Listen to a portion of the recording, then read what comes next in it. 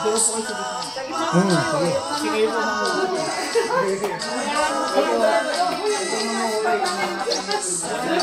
Aswerte naman! Feeding daw yung... Paano kayo? Paano mo? Ito po, so ganyan lang. Ito po, nakidar na. Ito po. So, yun. Ako talaga. Si Mami maganda mag-ano eh. Dalawa po sila taya? Okay, taya. Taya pa ng mata. Uwalaan niyo lang po kung kanino nasaan yung bato ha. Ako isang kamay lang po. Okay, ready? Nasa kanya ba to? Sa akin po. Sample po muna, sample. Sample muna. Sige, sample muna. 1, 2, 3, go! A, B, C, D, E, F, G, Tapos niya natin, ipinapasay yung H, bato. I, J, K, L, M, N, O, P, Q, R, S, T, U, V, W, X, Y, and Z. Okay na. Now, okay. Okay na. Okay. Hanapin niyo. Ano kayo po?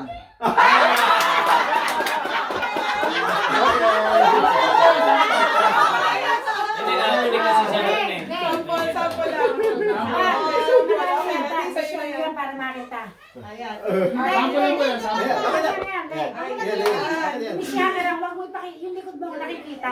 Iwan na mo, Tima. Ayan. Yan. Nakaisya nga.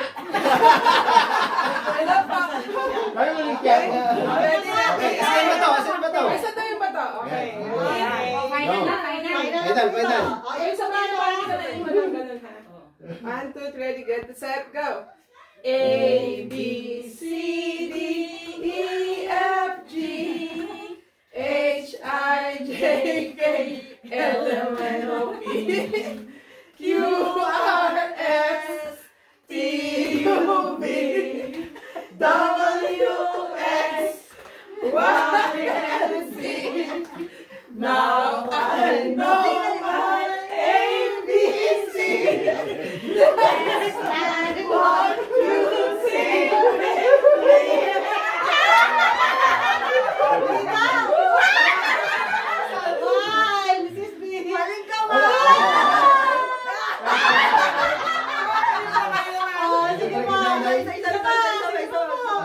Meron pa kayong choice, dalawa pa ano?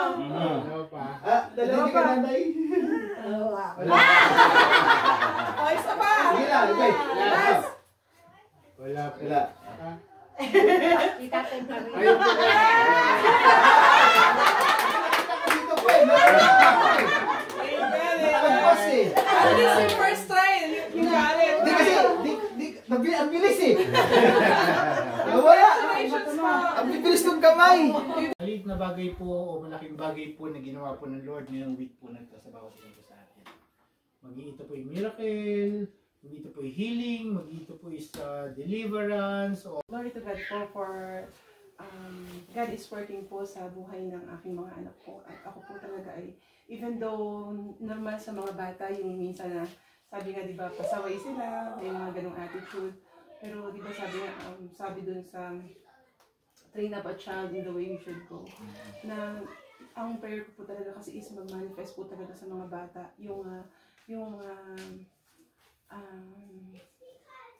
They are, ano po ba, yung in their little age po ay kilala na nila ang Panginoon na kahit po sa munting edad nila, sa kanilang munting pag-iisip, yung po ma-open ang mind nila. Kaya po, glory to God po kasi po ay, ako po ay natutuwa sa kabutihan ng Panginoon sa buhay ng mga bata. Especially yung kay Joseph po ay wala po rin pong result yung kanyang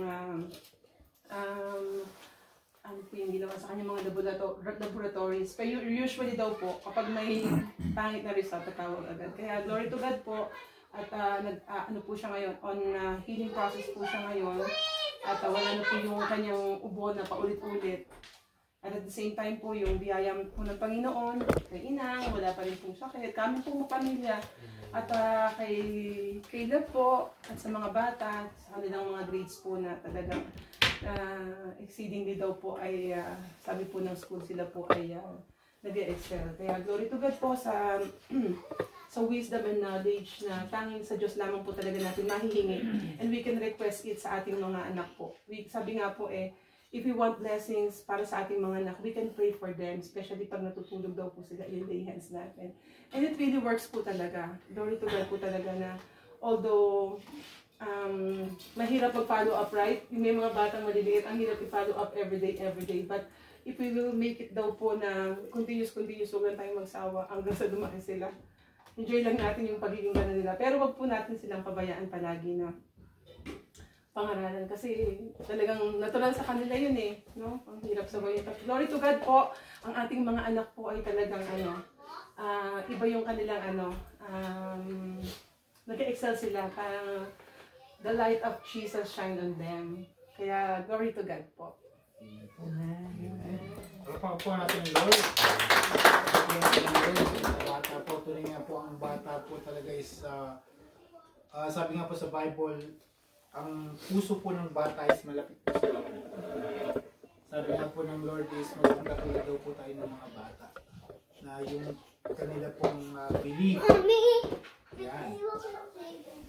Opo, yung kanila pong pananampalataya. Once na sinabi niyo po sa isang bata na ang isang bagay, talagang paniniwalaan ko niya. Ganun po kataas yung kanya pong faith. Ganun po kataas yung kanyang belief. Kaya po sabi po ng Lord is, magkatulad po tayo ng mga bata. Yan po. Isa pa po, last na po siguro. Ako, pasalamat ako kasi galing kami sa medicine hospital this morning. Pag alis namin sobrang foggy. Tapos alam niyo naman ang mata ni Lulu ko ay injected two injection ng HI, so mahirap sa kanya yun. But glory to God, He protected us. Yung pagbalik namin, nakaatin ako ng Bible study. And the best thing that God has given is the doctor said there's no signs of any cancer. Talagang bait ng Diyos. Tapos ang sabi niya ay, ang kinatatakutan ko kasi ang sabi nila, ang bladder daw niya nagsobrang stretch, kaya ano na siya, puro dugo. Ang sabi ng doktor, your bladder is doing well. So, isa na namang milagro ng Diyos yun. To think na he's very diabetic, Tapos ang ano lang niya is yung prostate lang niya. So, God is working kasi baka itanggalin na sa kanya yung catheter by next week, hopefully. Tapos sabi na titingnan na magiging normal na yung niya. So, isa sa pasalamat ko sa Panginoon yan. Yan talaga ang, alam mo yun, kinatakutan natin. Kasi yung kambal niya, may cancer yun. Kaya, minomonitor talaga siya. So, glory to God. And thank you for all the prayers. Yeah. Amen po. Grabe na bigay po. Ginagawa po ng himala in different ways po sa ating mga buhay. Maliit po, malaki. Miracle po ng Lord is nandiyan po. Ang tayo lang po natin gawin is pagkatiwala lang po sa Lord. Miracles of multiplication.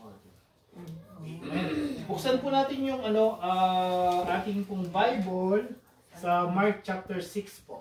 Mark chapter 6 verse 41 to 44. Amen. Marahil po narinig nyo na po ito. Ito po yung storya about po sa that Jesus feeds the 5,000 people. Amen. Yung nung pinakain niya po yung 5,000 mga tao. Amen. In Mark chapter 6 verse 41 to 44 po. Pakibasa po siguro. Taking the 5 loaves and the 2 fish, and looking up to heaven, he gave thanks and broke the loaves. Then he gave them to his disciples to set before the people. He also divided the 2 fish among them all. They all ate and were satisfied. And the disciples picked up 12 basketfuls of broken pieces of bread and fish. The number of the men who had eaten was 5,000. Amen. Amen. The Lord bless the reading of the word po. Siguro po, as a recall po, ito po yung panahon po in which ang mga tao po is sumunod po sa Lord. Talagang nandun po yung kawahawan po nila sa pagkikinig po ng salita ng Diyos. Narinig po nila yung mga miracle po ginagawa ni Jesus Christ that time.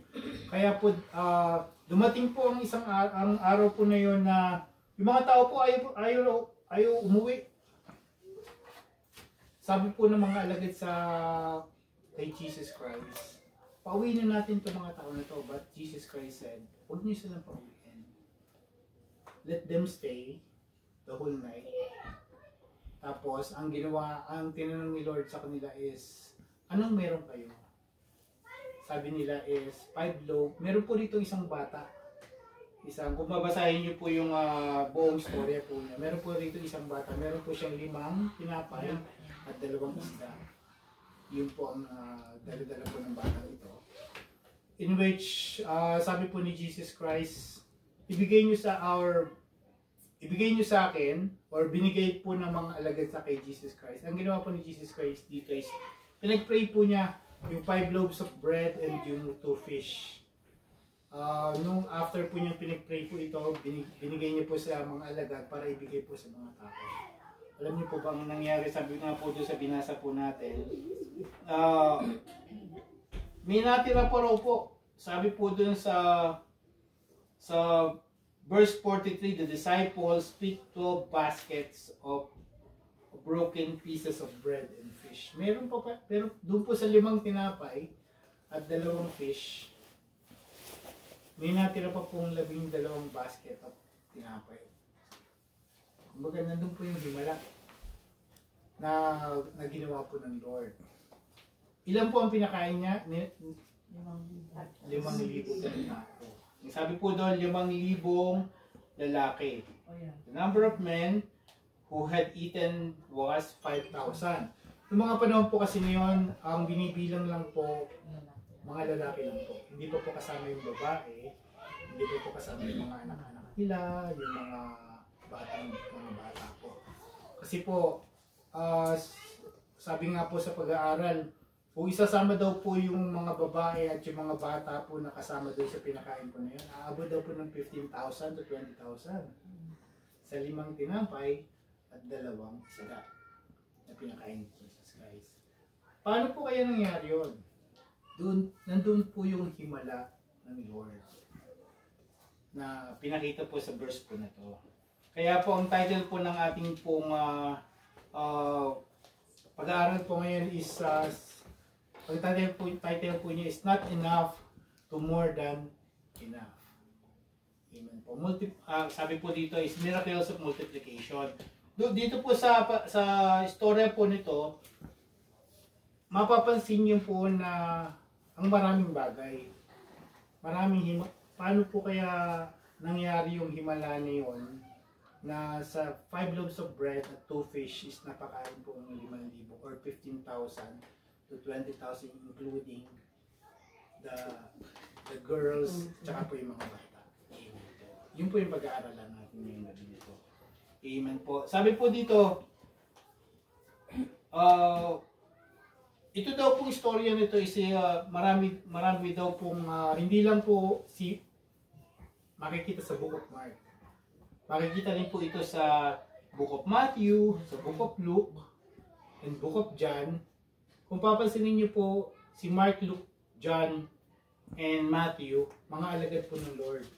Kumbaga, ibig sabihin po noon, hindi lang po isang tao ang nakasaksi po nito. Marami pong nakasaksi nito.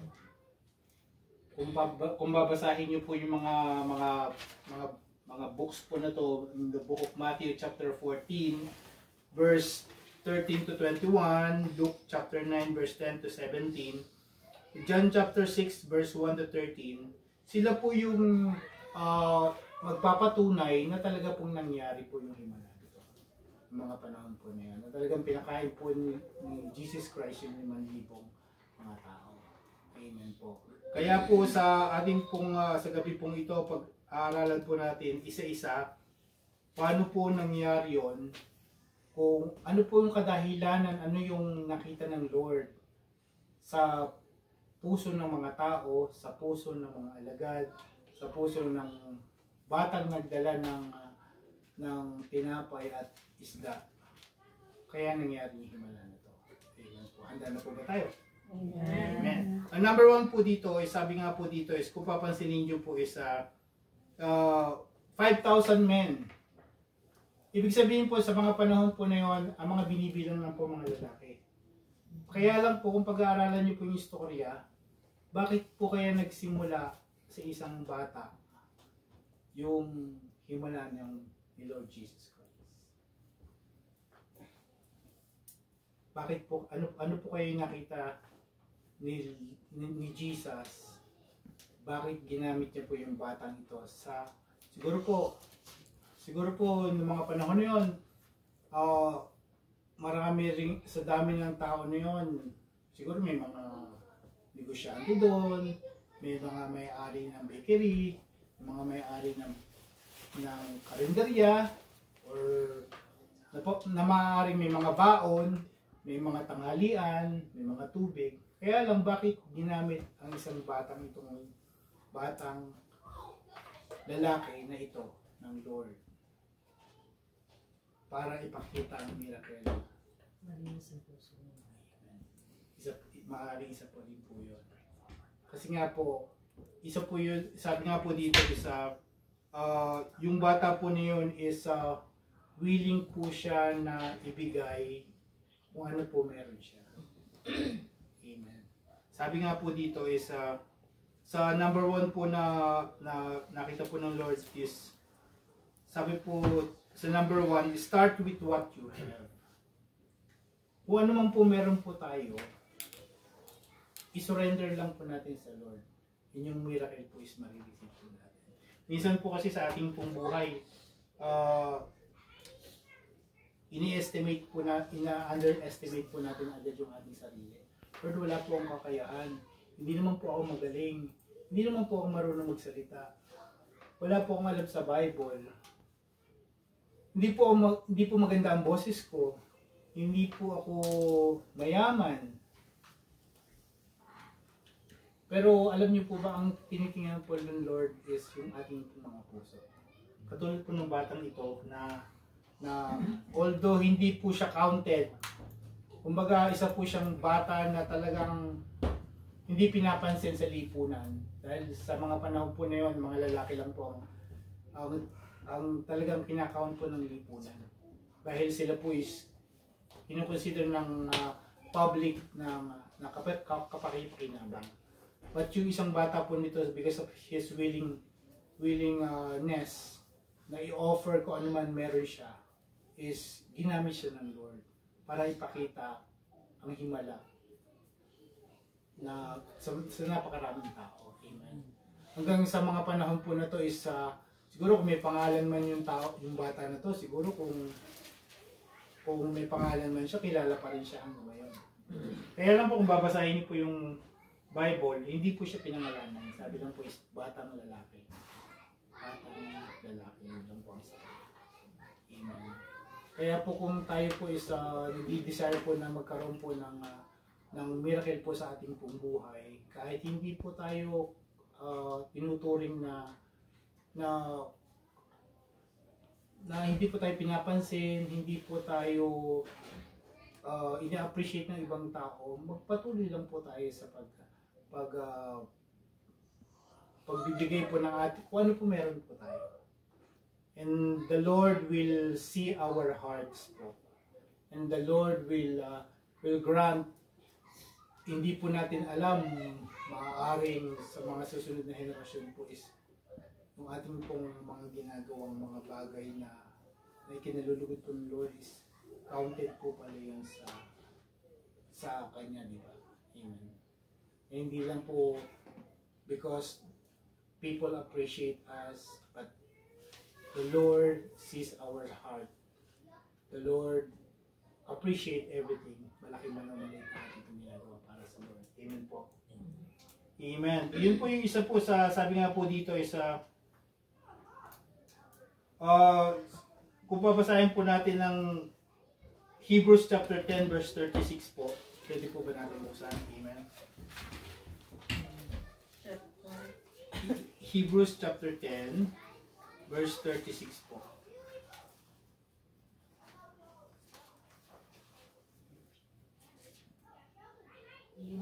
persevere so that when you have done the will of God, we will receive what He has promised. Amen.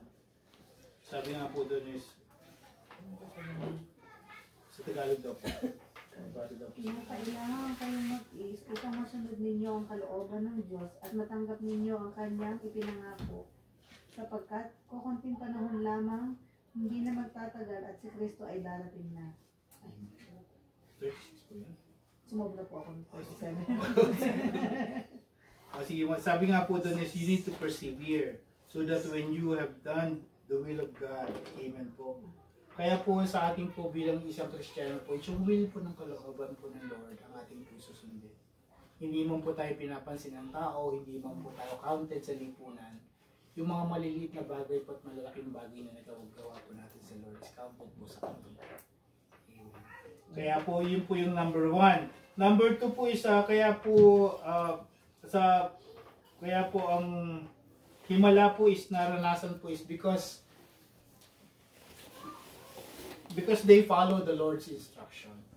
Kung papansinin po natin dun sa istorya po na ating pong binasa, kung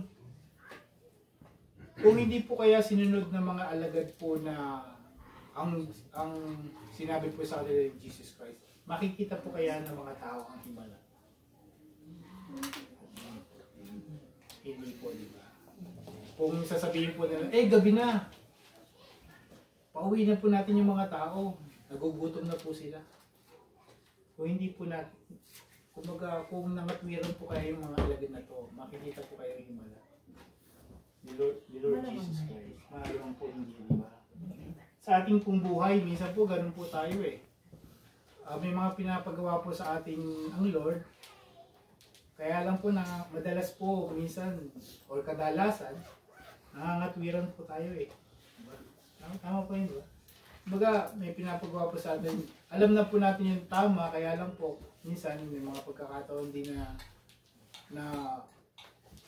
nananangan po tayo sa sarili po natin karunungan. Na hindi po natin minsan nakikita yung magiging resulta po nito. Or maaari pong alam na po natin yung tama, pero hindi rin po natin ginagawa. Tama po ba yun? Amen. Kaya po, ang himala po is hindi po natin nararanasan. Dahil we don't follow God's instruction. Katulad po ng mga sa ating pong personal na buhay. Sabi nga po dito, alamin daw po natin yung God's instruction sa ating pong pamilya, sa ating pong buhay bilang isang tao. Katulad po ng example po nito sa ating pong pamilya, bilang isang ama o ina ng pamilya po or anak, binibigay na po na sa atin ng Lord yung mga instruction po na dapat po natin sundin. Kaya lang po may mga pagkakataon po na hindi po natin nasusunod. Kaya po yung miracle po is hindi po natin na-receive sa ating pong buhay. Kumbaga, may mga pagkakataon po na gumagawa pa tayo ng mga shortcut, yung mga na sumusunod po tayo sa mga sinasabi po ng ibang po mga tao. Ganun po ang nangyayari po sa atin. Kaya po, sabi nga po dito, follow the Lord's instruction if you want to see miracle in your life. Doon po sa ating pag-aaral po na yan. Sabi rin po dun sa istorya po is, tinanong sila ni Lord, ni Jesus, anong meron kayo? Anong meron kayo? Sabi po nila is, meron po dito isang bata, meron po siyang 5 loaves of bread and 2 fish. Kung yung mga alagad po is hindi po sumunod sa Lord at hindi po sila naghanap or gumawa ng paraan or hindi po nila sinunod si Lord para maghanap po kung ano po meron sila, mararanasan po kayo nila ang miracle that time. Amen. Kaya po ang bottom line po nun is follow the Lord's instruction if you want to see miracles in our life po. Amen. Amen po. Yun po yung number 2. Pangatlo po is be grateful to God in sa lahat po ng pagkakataon po ng ating pong buhay. Kung babasahin niyo po yung binasa po natin kanina sa Mark chapter 6 verse 41 to 44. Amen. Sabi po doon sa Amen. Sa verse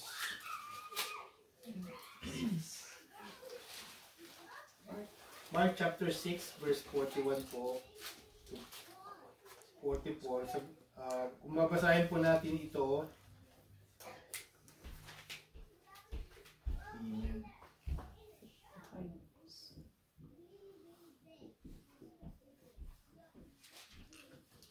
Amen. Yes.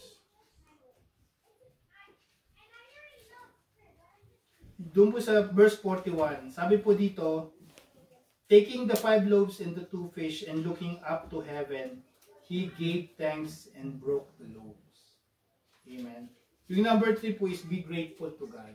Ang ginawa po ni Lord Jesus dito is although 5 loaves of bread lang po yon at 2 fishes, ang ginawa po ng Lord is ipinagpasalamat niyo po sa Lord yung 5 loaves of bread na yun and 2 fish. Sabi nga po is be grateful in whatever you have in our lives. Para po ang miracle po is sa ating buhay is maranasan po natin. Magkaroon po tayo ng thankful heart of gratitude. Amen. Pwede po ba natin sabihin, salamat po, Diyos. Salamat po. Marami pong salamat sa lahat ng pagpapala mo sa aming buhay. Sa pag-ising po ba natin, nagagawa po kaya natin? Amen. Minsan po, pag bulat po ng mata natin, ay, anong oras na? Ano na iluluto ko? Late na ako sa trabaho. Hindi man lang po tayo nagsasabi. Actually, lahat po tayo sa guilty po sa bagay po natin. Minsan po may mga pagkakataon, lalo na po pag sa trabaho, yung mga maliit na bagay po, hindi po natin pinagpapasalamat. Pag bukas pa lang po ng mata natin, ano nang lulutuin sa mga bata, late na yung mga diba? Late na ako sa trabaho, magkakaskas pa ako ng yelo. Ganun po tayo minsan. Kumbaga, yung pagpapasalamat po, salamat po o Diyos, bagong araw na ito. Lord, thank you for this day. Yung mga simpleng bagay po na yun, counted po sa Lord yun. And yung bagay po na yun is, sabi nga po is, kung sa maliliit na bagay po is hindi po tayo mapagkatiwalaan. And God will pagkakatiwalaan po tayo sa malalaking bagay. Pag napagkatiwalaan po tayo sa maliliit na bagay. Ang bagay po na yun. Amen. Amen po. And lastly po, kaya po naranasan po nilang miracle is they are completely dependent on God. Kumbaga, wala na po silang choice. Kumbaga sabi po nga po ng mga alagad, Lord, ito lang po ang meron kami. 5 loaves of bread and 2 fish. Hindi na po sila nagpatumpik-tumpik na magkakasya ba ito? 5,000 mga tao. Ano gagawin natin? Ipapakita ba natin kay Lord Jesus? Nakakaya naman. Kumbaga, sabi nga po doon is they completely depend on God. Talagang nilapit nila sa Lord is Lord yung gagawa ng himala. Kaya po sa ating pong mga buhay, kung ano man po sitwasyon meron po tayo, maging blessing man ito, maging kahit gano'ng kalaking problema meron man tayo. Kung nandun po tayo sa edge po lagi na ang Diyos lang po yung ating po paniniwala na ang Diyos lamang po makakasolve na ating pong sitwasyon is the Lord is mabuti po siya at tapat ng Diyos. Gagawa po ng himala sa ating pong buhay. Kaya po sa gabi pong ito, yung simpleng storya po ni is kung babasahin nyo nga po yung buong storya po ni is ma-amaze po kayo. Marami po kayong mga bagay na papasok po sa isip nyo sa isang storya lang po na yan na pinakain po ni Jesus Christ. Ang 5,000 men, ang 5,000 people. Sa bagay po na yun, sa napakalaking himala po na yun, natumanin po sa puso at hanggang ngayon po is naririnig pa rin po natin yung nababasa sa Biblia. Amen. Kaya po sa ating pong buhay sa gabi po ito, kung ano po yung ating pong mga dinadala, ano man po yung mga dahilan po bakit po tayo nandito sa gabing ito, and I believe sa ating pong mga panalangin, ang Diyos po is nandyan. And whatever, sabi nga po ng Bible, so whatever we ask in prayer, just believe.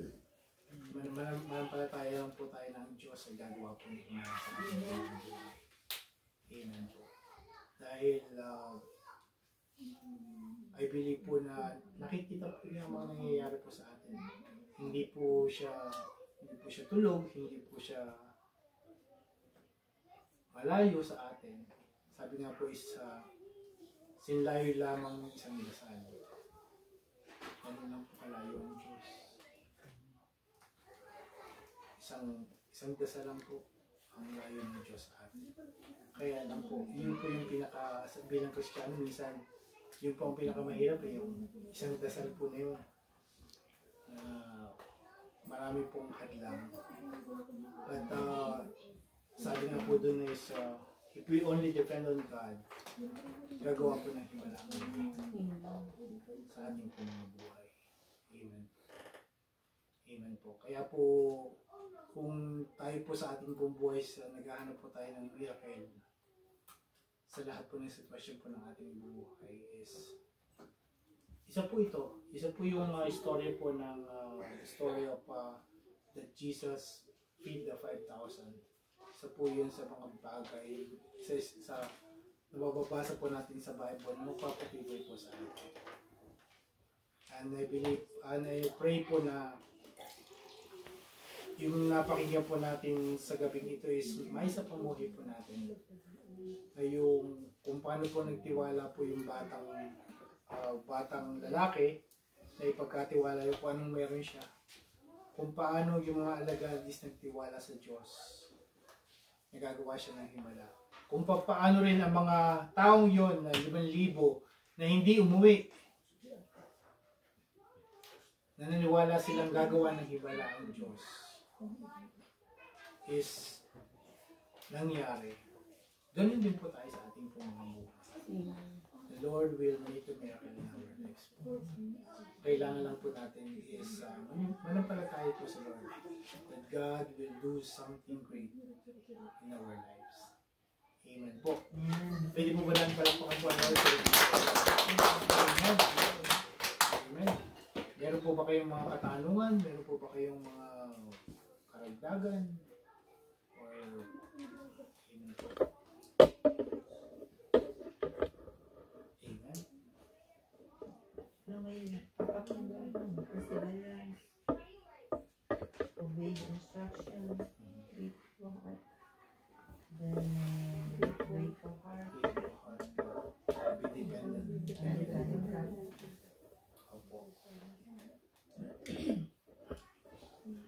Amen po. Amen. Yan po ba kayong gusto i-share? Yan po ba kayong kahit po beyond our topic na napag-aralan po ng iba nito, kung may mga katanungan po tayo, pagtutulungan po natin sagutin.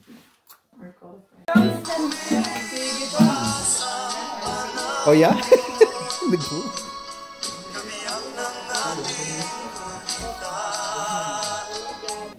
At maging kalakasan po ito ng aming katawan. At tulungan mo rin po ang mga taong naghanap buhay para dito at naghanda, Lord God. Asa na nilang paghahanap po, Lord God. Bigyan mo sila ng kanyang puso at palagi mo po sila.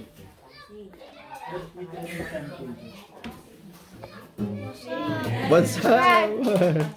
And the birthday to you! Tarantag! Sis, huwag kang malungkot! Kailangang masaya! Pagsubok lang yan. Oh, kailangan na pala yung buo. Wala tayo. One more time.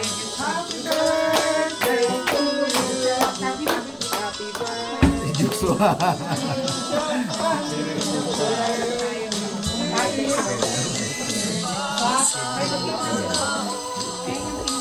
Blow the cake.